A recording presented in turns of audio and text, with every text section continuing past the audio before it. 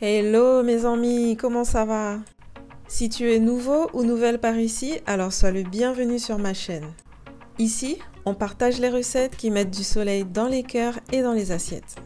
Aujourd'hui, je te propose de faire une recette de saison, la bûche chocolat vanille. On y va?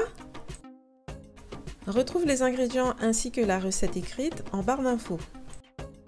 Je publie de nouvelles vidéos chaque semaine, donc pense bien à t'abonner et à activer la cloche pour être sûr de ne rien manquer. Je commence par délayer mon cacao en poudre avec un petit peu d'eau chaude. Je verse l'eau chaude petit à petit jusqu'à obtenir une pâte souple.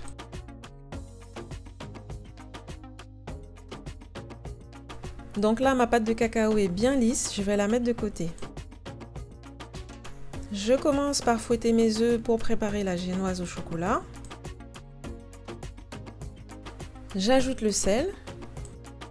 Je continue de fouetter et j'ajoute le sucre petit à petit.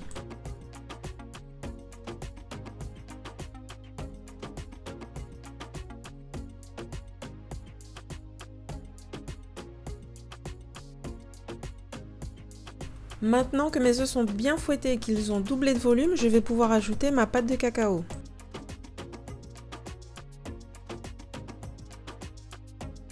Je fouette le tout.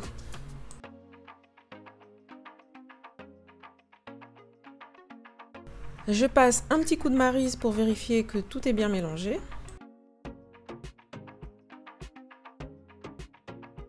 On va pouvoir ajouter la farine tamisée, ainsi que la levure. Je fouette rapidement.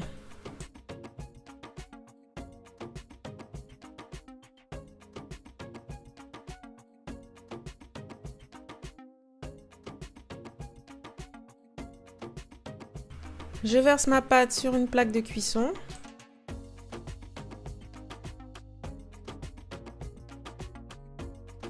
Je l'étale de façon uniforme.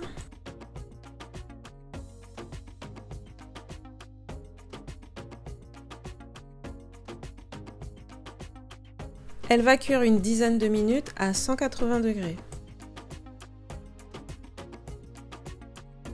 Notre pâte est cuite et encore souple, c'est à ce moment-là qu'on va la rouler. Je commence par décoller les bords à l'aide d'un couteau et je démoule la pâte. J'enlève le papier sulfurisé délicatement.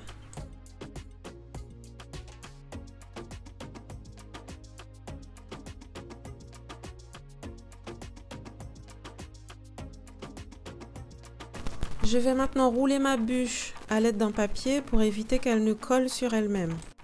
Tu peux aussi te servir d'un torchon propre pour le faire, c'est ce que je fais aussi parfois. Donc là, ma bûche est bien roulée, je vais la mettre de côté pour qu'elle refroidisse tranquillement. En attendant, je prépare ma crème à la vanille. Je fouette donc la crème entière.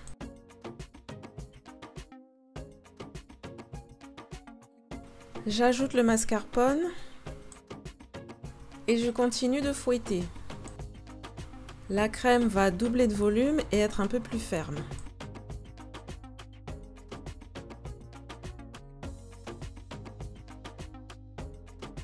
J'ajoute la vanille et je fouette à nouveau.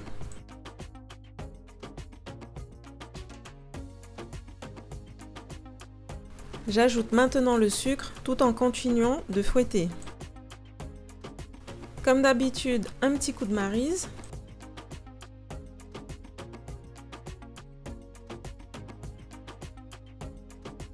Et on fouette. Attention à ne pas trop fouetter, sinon la crème va trancher. Et voilà, la crème est prête. On va pouvoir passer au montage de notre bûche. Donc, je déroule mon biscuit au chocolat. Ce n'est pas grave si ça a un peu collé au papier ou au linge. C'est juste la petite peau du dessus, c'est normal. Je vais donc poncher mon biscuit, l'imbiber. Je te mets la recette du sirop de ponchage en barre d'infos.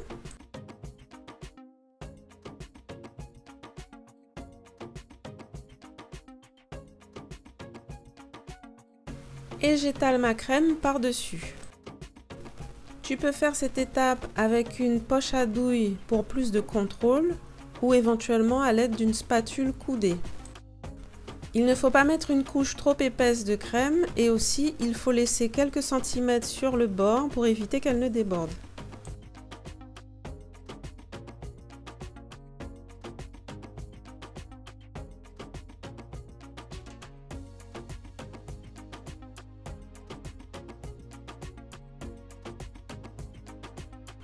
Je vais maintenant enrouler la bûche sur elle-même délicatement. Il peut arriver que la pâte se déchire, mais ce n'est pas grave du tout.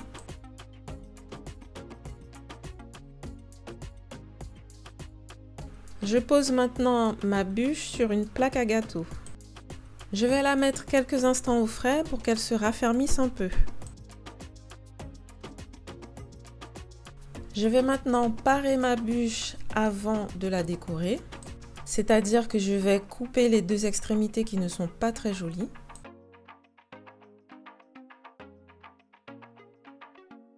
Je vais maintenant recouvrir la bûche avec le reste de crème. Tu peux faire cette étape à l'aide d'une douille à bûche. Mais ici, je te montre que tu peux très bien faire sans pour un résultat tout aussi joli.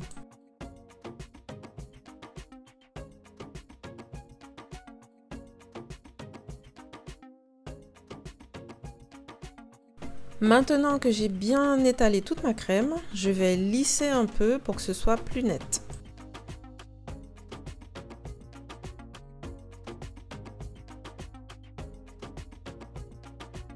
Maintenant, je vais faire des traces de douille avec ma fourchette, ou plutôt devrais-je dire des traces de rainures de bois, puisque c'est censé être une bûche de bois. Ça n'a pas besoin d'être parfait, puisque de toute façon, le bois n'est pas parfait. On va maintenant passer à la déco. La mienne sera plutôt simple mais efficace. J'ai choisi de mettre des copeaux de chocolat sur le dessus. Tu peux très bien mettre un petit filet de chocolat fondu dessus ou n'importe quelle autre décoration de ton choix. Et voilà, la bûche est prête. Il n'y a plus qu'à la mettre au frais. Elle pourra se conserver entre 5 jours et 1 semaine maximum. J'espère vraiment que tu essaieras cette recette chez toi, car elle est vraiment facile et délicieuse pour régaler la famille et les amis. Et si jamais tu l'essayes, n'hésite pas à me taguer sur les réseaux sociaux, ça me fait toujours plaisir.